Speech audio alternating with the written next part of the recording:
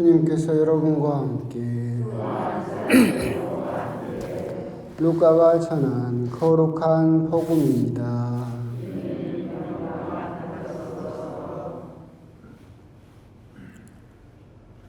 그때 예수님께서 에리고에 들어가시어 거리를 지나가고 계셨다.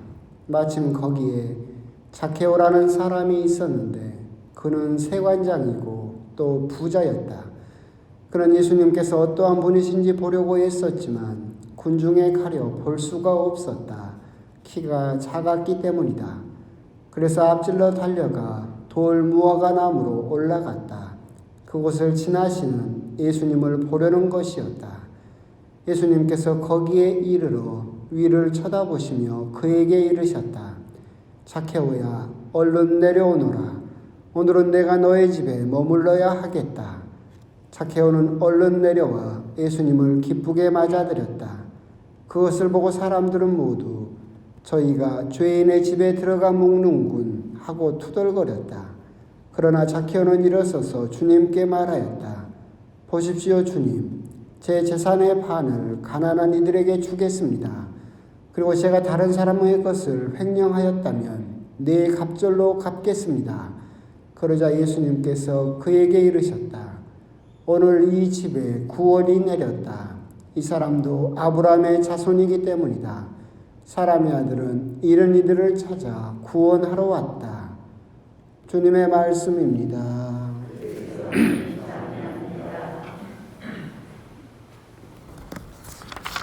참으시니 날이 또 일교차가 아침 저녁도 이렇게 일교차가 심해지면서 감기 환자도 많이 는 것 같고, 그 덕분에 또 광주는 또 코로나 환자가 또 굉장히 또 늘어나는 것 같아요. 지금 교구에서도 공문으로 계속 조심하라고, 몸것을 지키라고 계속 공문이 오고 있는 상황이고, 또 공문을 보다 보니까 오늘 또 광주 시내 어떤 본당은 확진자가 신자였는데 방문을 해서 미사를 봐버리는 바람에 그 성당까지도 임시적으로 폐쇄가 되었다는 이야기를 또 듣는데, 또 간 줄 알았던 그 왼수 덩어리가 또 슬금슬금 또 기세를 떨치고 있는 것 같습니다. 그래도 조금이나마 희망적인 건 치료제 소식도 들려오고 백신 소식도 들려오고 하니까 또 이 어두운 시기를 조금 더 이겨내면 또 좋은 시절이 또 찾아오지 않을까. 하여튼 그동안 정말로 몸 조심하시고 어디 돌아다니지 마시고, 봐봤자 거기서 거기에요. 어디 좋은 거 있다고 가지 마시고. 밥 중에서 제일 맛있는 밥이 어디 밥이에요? 잘 아시네. 집밥. 어디 유명한지 뭐가 맛있네 해봤자 집에서 먹는 밥이 제일 맛있으니까 어디 가지 마시고 하여튼 또 건강 조심하시기 바랍니다. 오늘 복음 이야기를 하기 전에 조금 재미없는 이야기를 잠깐 하겠습니다. 오늘 일독서는 요한黙示錄이야기죠. 요한黙示錄을 이제 여러분들이 읽어보신 분도 계실 텐데, 앞부분을 보다 보면 요한黙示錄은 사도 요한이 썼다라고 전해져 있고, 이 사도 요한이 7 교회에 편지를 보내죠. 그래서 오늘 일독서에 있는 것처럼 사르디스라든가 라오디게이아라든가 또 필라델피아라든가 이런 7개, 그 당시에 지금 터키 지역에 있던 소아시아 지역에 있던 교회에 7개의 편지를 보내죠. 보면 한 개의 교회만 칭찬을 받고 6개 교회는 하나님으로부터 꾸중을 듣는 내용으로 그렇게 되어 있어요. 왜 7교회인가 그 부분에 대해서 신천지하고 사실은 많은 교리적인, 신천지는 그걸 또 엉뚱하게 해석을 해서 7개 교회가 지금도 존재하는 현재의 교회를 이야기한다라는 식으로 해석을 하고 있는데, 7개 교회는 실제로 그 당시에 존재했던 우리 가톨릭 교회를 이야기를 하고 있을 것이고, 근데 사도 요한이 왜 7개의 교회만을 따로 선별을 해서 이야기를 했을까라는 그런 신천지와 부딪히는 부분에서 여러분들이 이렇게 이해하시면 됩니다. 사도 요한이 7개의 교회만을 따로 이야기한 것은 어떻게 보면 성경의 전통이기도 하죠. 여러분들이 또 성경을 보시다 보면 성경에서 성경을 제일 많이 쓴 사도가 누굽니까? 바오로 사도예요. 성경 대부분이 바오로 사도 서간으로 되어 있죠. 바오로 사도의 서간을 보면 이 바오로 사도가 공동체 교회에 보낸 서간이 몇 개일 것 같아요? 7개예요. 로마, 고린도, 갈라디아, 에베소, 필리피, 골로사이, 데살로니카 7개. 그리고 그 다음에는 이제 사람에게 썼죠. 디모테오, 디도, 필레몬. 그죠? 그러니까 이 사도 바오로 역시도 교회 공동체에 쓴 편지는 7개였어요. 근데 그럼 사도 바오로가 쓴 7개의 편지가 그 교회 공동체만 보라고 보낸 건 아니죠. 그 교회 공동체가 회람, 돌려서 보고 있고 다른 교회에도 옆에 있는 지역에도 그것을 같이 볼 것을, 그러니까 7개의 교회를 지정해서 사도 바오로 역시도 편지를 썼지만 그건 역시도 모든 교회를 향해서 쓴 것이죠. 그렇기 때문에 그 전통을 사도 요한도 이어받아서 요한묵시록에서 자기 이 묵시록을 전달하는 교회를 7개만 선정한 것도 사도 바오로의 그 전통을 따라서 한 것이고, 7개를 정했다라고 하는 것은 요한묵시록 역시도 그 7개 교회만 보라고 쓴 것이 아니고 7개 교회를 빗대서 모든 교회에 보내는 것이다라고 그렇게 7교회를 이해를 하셔야지, 신천지가 주장하고 있는 것처럼 그렇게 7개 교회가 지금 어떤 교회를 이야기하고 있다라는 식으로 이해를 하면 안 된다라고 하는 겁니다. 재미없죠? 벌써 눈이 감기기 시작해요. 하여튼 성경 이야기면 난 참 희한한 게, 본당에서 뭔 교육을 할까요? 그러면 성경 공부 시켜주세요 그래요. 근데 왜 강론대는 성경 이야기만 하면 다 작가? 그러면서 왜 또 성경 공부는 시켜달라고 하는 거야? 제가 재미없게 해서 그런가? 하여튼 요한묵시록 앞부분에 7개 교회를 혹시 궁금해 하시는 분들이 있을까봐 한 분도 없는 것 같은데 그렇다라고 하는 것이고, 오늘 복음은 이제 한편의 이제 드라마 같은 내용이죠. 자케오와 예수님의 만남에 대해서 이야기를 하고 있어요. 성경은 결국 한마디로 말하면 무슨 이야기냐라고 했을 때는 결국 만남의 이야기라고 그랬죠. 구약 성경은 하느님과 이스라엘 민족의 만남에 대해서 이야기를 써놓고 있다라고 한다면, 신약 성경은 예수님과 한 개인의 만남, 그래서 예수님을 만난 그 한 개인이 어떻게 변화되어 가는가, 이것을 기록해 놓은 것이 또한 신약 성경이다라고 한다면, 성경은 결국 만남에 대한 이야기를 하고 있고, 오늘 복음은 자케오라는 사람이 예수님을 만나서 어떻게 변화되었는가, 그것을 우리들에게 전해주고 있죠. 이제 자케오에 대해서 잠깐 이름밖에 남겨져 있는 건 없지만 설명을 해보면, 이제 예수님 당시에 이제 이 사람은 세관장이었죠. 그러잖아요. 그런데 예수님 당시에 로마 제국은 세금을 우리나라처럼 지금 현대사회처럼 그렇게 세금을 걷지 않았어요. 세금을 걷는 구도가 좀 특이했는데, 어떤 식으로 로마 제국은 세금을 걷느냐면, 예를 들면 팔레스타인 지역 1년 예산, 예를 들어서 30달란트, 그러니까 그냥 복잡하니까 바꿔서 팔레스타인 지역 1년 세금 3조 딱 이렇게 공고를 내려요. 그러면 민간업자들이 가서 경매를 해요. 그래서 나는 이 팔레스타인 지역을 3조 1천억, 3조 2천억 막 이렇게 경매를 하면 제국이 그걸 딱 낙찰을 주면 그 세금업자는 일시불로 그 돈을 제국에다 내버려요. 그러니까 부자들만 할 수 있어요. 내버리면 1년 동안 이 지역에서 걷는 세금 권한은 누가 가져요? 이 민간업자가 가져요. 그럼 이 민간업자가 자기가 예를 들어서 3조짜리 지역을 4조의 낙찰을 받았어. 그럼 이 사람은 정말 양심적으로 4조어치만 거둘까? 아마 쫙쫙 쥐어짤 거예요. 다리만 건너도 세금 내라고, 길만 걸어가도 세금 내라고 그래요. 그래서 자기가 예를 들어서 4조의 이 지역 세금권을 낙찰을 받았다라고 한다면 5조, 6조, 7조 하여튼 짤 수 있는 데까지 짜버리겠죠. 하여튼 그래서 좀 가혹한 세금 체제를 가지고 있었었고, 그런 세금 체제 하에서 이 자케오는 에리고라는 지역의 세관장이었어요.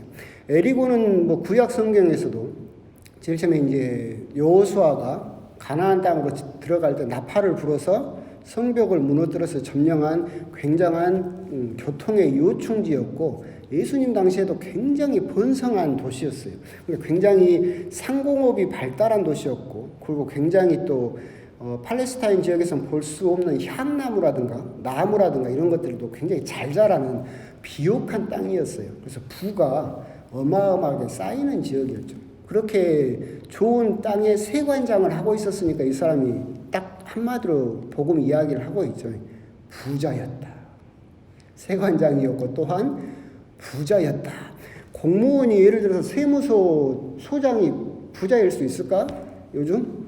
없죠. 공무원이니까 주는 대로만 받겠죠. 아까 말한 대로 민간업자들이 세금을 거두니까 쥐어짤 대로 쥐어짜서 거기서 내가 먹고 내놓고 서로 또 하청 주고 하니까 엄청난 부자였겠죠. 그럼 이 사람은 좋은 말을 들을 수 있었을까요? 없었을까요? 없죠. 당연히. 지금도 세금 내라고 하면 욕하는데 그 당시에 그런 식으로 세금을 거는데 누가 좋은 소리를 하겠어요? 그러니까 하여튼 이 자케오라는 사람은 굉장히 부자였었고 굉장히 비옥한 땅에 일반 세리도 아니고 세리 중에서도 장이었었기 때문에 굉장한 부자였었다라는 것을 생각할 수 있겠죠. 근데 이 사람은 그렇게 부자였음에도 불구하고 영적으로 목마른 사람이었죠. 이 사람은 결국은 자기가 이런 돈만 가지고 구원을 받을 수 있다라고 하는 것을 없다라고 하는 것을 알고 있었던 사람이었었고 굉장히 그것만으로 부족했던 사람이었었고 그래서 예수님을 기필코 만나고 싶어 했었던 하지만 키가 작아서 군중에 가리어서 어떤 개인적인 한계를 가져서 직접적으로 볼 수 없었지만 신기하게도 예수님께서 자케오의 이름을 알고 계셨어요. 먼저 그 이름을 불러줌으로써 또한 그 집에 찾아감으로써 그 집에 구원을 가져다 주었고 자케오는 예수님의 그런 다른 사람으로부터 세리들 중에서도 왕이었기 때문에 죄인들 중에서도 죄인이라고 손가락질을 받던 그런 자기 처지에서 아브라함의 자손으로서 구원을 받게 되었다라는 희망을 가지게 됨으로써 거기에 화답하는 그런 재산을 내어놓는 또한 행동을 하게 되었다라고 하는 점 이런 점에서 참 한편에 드라마를 보는 것 같은 그런 오늘 복음의 내용이죠. 근데 오늘 복음의 내용을 보면서 이제 극명하게 대비되는 또 내용이 있다고 그랬잖아요. 오늘 복음에서도 이 자케오를 부자였다라고 칭하고 있어요. 신약 성경에서 부자였다라고 칭해지는 사람이 3명 있어요. 자케오가 부자였다라고 칭해지고 아리마테아 사람 요셉이 부자였다라고 칭해져요. 예수님에게 무덤을 줬던 사람. 그리고 또 한 명의 부자가 있어요. 누구냐면 오늘 복음 앞부분에 있는 부자 청년에 대한 이야기가 있어요. 이 청년은 이름은 없어요. 하여튼 그런데 이 사람도 부자였다라고 이야기를 하고 있죠. 이 부자 청년의 이야기하고 자케오의 이야기하고 극명하게 이렇게 대비가 되고 있어요. 이 부자 청년은 그러니까 자케오와는 정반대 처지예요. 이 어떤 청년이 예수님을 찾아왔는데 부자였어요. 그래서 하느님 나라를 그 표현도 재밌어요. 그 하느님 나라에 가게 되려면이 아니라 하느님 나라를 가지려면 어떻게 해야 됩니까? 라고 물어봐요. 이 또 청년은. 그래서 예수님께서 부모의 길 효도하라부터 율법을 쭉 말씀하시니까 그것은 어렸을 때부터 철저하게 지켜왔습니다. 라고 이야기를 하고 있죠. 자케오하고는 정반대죠. 이 사람은 다른 사람들로부터 율법을 철저하게 지켰던 의인으로 칭송을 받던 청년이고 자케오는 세리들 중에서 왕, 죄인들 중에서도 죄인이죠. 구원 못 받을 사람으로 대비돼요. 똑같은 부자였지만 그럴 때 예수님께서 선택권을 주죠. 그 부자에게. 그렇다면 네가 하나님 나라를 들어가기 위해서는 뭐라고 이야기를 하세요? 네가 가진 것을 다 가난한 사람에게 나눠주고 너는 나를 따라라. 그러니까 이 부자 청년이 어떻게 했어요? 울면서 떠나갔다라고 되어 있어요. 예수님의 그 구원에 대한 초대를 거절했어요. 왜 거절했어요? 자기 재산을 포기하지 못했기 때문에. 그런데 자케오는 어떻게 했어요? 자기 재산을 포기해버려요. 반을 내놓고 나한테 억울하다고 하면 내 곱절을 갚아줘 버리겠다고. 그 자기 재산을 과감하게 포기하는 결정을 하게 되죠. 이 두 이야기가 극명하게 대비되는 이유는 뭐냐면 누구의 말처럼 소유할 것이냐 존재할 것이냐라는 선택을 예수님께서 물어보신 거예요. 이 부자 청년에게도 똑같은 질문을 너는 소유할 것이냐 아니면 하느님 앞에 이름을 남겨 존재할 것이냐, 넌 어떤 걸 선택할 것이냐라고 했을 때 이 부자 청년의 선택은 뭐였어요? 소유하겠다 였어요. 그래서 성경에 이 사람 이름이 남겨져 있어요? 없어요. 존재는 사라져버렸죠. 이 자케오는 똑같아요. 너도 소유할 것이냐 존재할 것이냐라고 했을 때 자케오는 어떤 선택을 했어요? 존재하겠다. 내 소유를 접고 포기하고 당신 앞에 구원을 위해서 존재하겠습니다라고 선택을 했고, 그래서 지금도 이름이 남아서 우리들은 기억을 하고 있죠. 똑같아요. 항상 우리들에게 하나님께서, 예수님께서 물어보시는 것은 소유할 것이냐 존재할 것이냐, 두 가지 다를 가질 수는 없다. 소유가 점점 커지면 커질수록 하나님 앞에서 존재는 희미해질 것이고, 그렇죠? 하나님 앞에 존재가 점점 더 드러나기 위해서는 네가 가진 소유가 점점 더 낮아져야만 된다. 옛날에 뭐 그 유명한 그 있었잖아요. 그 삼성 만들었던 이병철 회장이 죽기 전에 막 그 해가지고 나중에는 뭐 여러 신부님들도 책 쓰고 스님도 책 쓰고 목사님들도 책 쓰고 막 그 질문에 답하려고 막 책을 쓰고 그랬잖아요. 이병철 그 회장이 마지막으로 했던 질문들을 막 쭉 읽어보면 하느님이 계십니까? 하느님이 계시는데 왜 세상은 이렇게 죄로 물 가득 차 있습니까? 막 이런 질문들을 죽기 직전에 이렇게 써놨더라고요. 그걸 막 여러 대단하다는 사람들이 책을 쓰고 막 했는데, 저는 그 질문을 보면서 그런 생각을 했어요. 야, 이건 죽기 직전에 하는 질문이 아니다. 그 질문을 언제 해야 돼요? 사춘기 때. 사춘기 때 했어야 되는 질문이에요. 하나님이 계실까? 하나님이 계시는데 왜 세상은 이렇게 악으로 가득 찰까? 왜 나쁜 사람만 저렇게 잘 되고 착한 사람은 이렇게 억울하게 살아야 될까? 이 질문을 사춘기 때 했어야 돼. 근데 이 사람은 언제 하고 있어요? 죽기 전에. 그럼 그 대답은 들었어요? 못 들었어요. 그러니까 이 사람은 평생을 무엇만을 가지려고 했던 사람이에요? 소유. 존재는 전혀 잊어버리고 있었어요. 근데 이제 하느님 앞에 갈 날짜가 가까워지니까 부랴부랴 뭘 갖고 싶었던 거예요? 존재도 갖고 싶었던 거지. 근데 그것은 불가능한 일이다라고 하는 거예요. 오늘 복음은 이제 결국은 자케오란 이야기를 하고 있지만 연관지어서 우리들은 그 부자 청년의 이야기까지도 함께 묵상할 필요가 있고, 이것은 철학적으로도 우리들에게 끊임없이 물어보는 질문이죠. 너는 하느님 앞에서 소유할 것이냐 존재할 것이냐, 네가 점점 더 세상의 것을 더 가지려고 소유하려고만 하면 존재는 점점 옅어질 것이고 두 개를 다 가질 수는 없다. 하지만 하느님 앞에서 자케오처럼 존재하고 싶다, 이름을 남기고 싶고 기억을 남기고 싶다, 기억되고 싶다라고 한다면 소유가 점점 옅어져야 된다라고 하는 거죠. 신부님, 그러면 그 힘든 걸 누가 합니까? 세상 살면서. 얼마 전에 요즘 뭐 TV 보면 해민 스님도 안 되고 누구도 안 된다고 뭐 그런다고 하는데 안 됩니까? 내가 여러분한테 뭐 머리 깎고 산에 들어가라겠어요? 조금씩 하나씩 접으면 돼. 포기하면 되겠지. 근데 그런 사람이 없느냐라고 하면 있어요. 멀리 갈 것도 없어. 여러분들 뒤를 돌아봐봐. 스님들 있잖아. 저분들은 어떤 걸 선택한 거예요? 존재를 선택한 거예요. 그러잖아요. 여러분이 곰곰이 생각을 해보면 저분들은 뭐 재산이 있어요? 스님들 통장이 있어요? 개인 통장? 아무것도 없어요.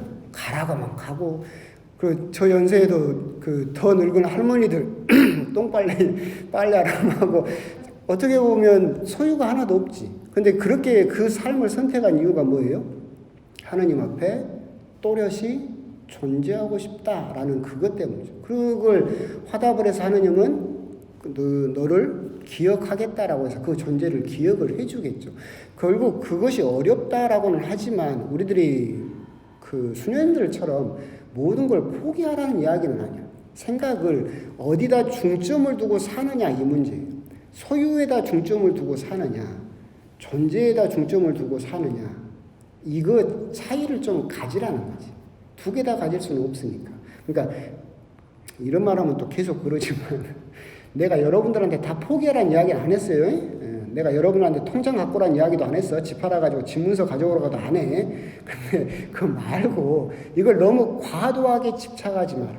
마치 이 세상이 영원할 것처럼 그러니까 하느님 앞에 갈 때 이 소유한 것이 의미가 있어요? 없다니까? 여러분들이 가진 소유가 여러분 존재에 나중에 하느님 앞에 가서 아무런 보탬이 되지 않아요. 여러분 통장이 여러분을 구원해 주지는 않잖아.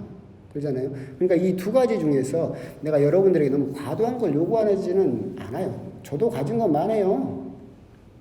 하여튼 많지. 짐도 점점 늘어나고 있고. 그래서 저도 여러분들에게 누가 말하는 것처럼 무소유를 이야기하고 싶은 그런 자격도 없지만 어디에다 무게중심을 두고 사느냐, 그것은 항상 생각을 하라는 거지. 그래서 소유할 것이냐 존재할 것이냐라는 그 질문 앞에서 내가 내 이 삶을 살면서 어디에다가 무게중심을 두고 살고 있는가, 나는 자케오 같은 삶을 살고 있는가, 중심을 하느님에다 두고 살고 있느냐, 아니면 이름도 남기지 못하고 소유를 선택했던 그 부자 청년처럼 그런 선택을 하고 있느냐, 이런 점에 대해서 한번 좀 곰곰이 묵상을 해보시라는 그런 의미에서 드리는 말씀입니다.